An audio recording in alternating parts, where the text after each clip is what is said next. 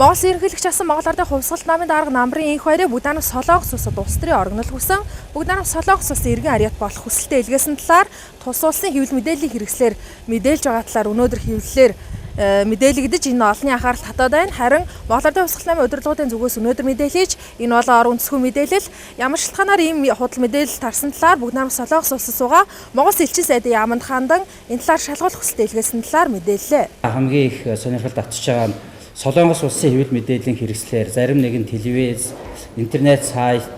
сонин зэрэг хэвлэл мэдээллийн хэрэгслэр энэ улс төрийн оргонлыг хүсэж Солонгос улсад улс төрийн оргонол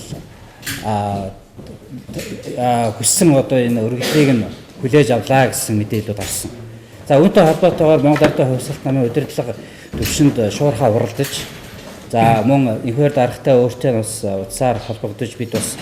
зохих газруудад Монгол Ардын хувьсгалт намын байр суурийг илэрхийлсэн ийм албан бичгүүдийг явуулахын зүйтэй гэж үзсэн байгаа. Тухайлбал бүгд найрамдах Солонгос улсад суугаа Монгол улсын элчин сайдын яамд дээрх асуудалтай холбогдуулж Монгол Ардын хувьсгалт намын зүгээс албан бичгийг хөрвүүлж уг энэ Солонгос улсын хэвлэл мэдээллийн хэрэгслээр гарсан энэхээр даргатай холбоотой мэдээлэл ор үндэсгүй тухай өөрийнх нь баттай их сурвалжаас авалгүйгээр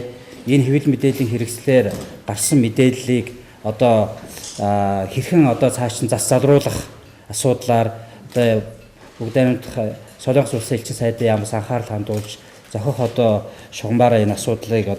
судалж үзээд бидэнд албан ёсны тайлбар тодруулга хөрвүүлэх тухай ийм албан бичгийг бид явуулах гэж байна.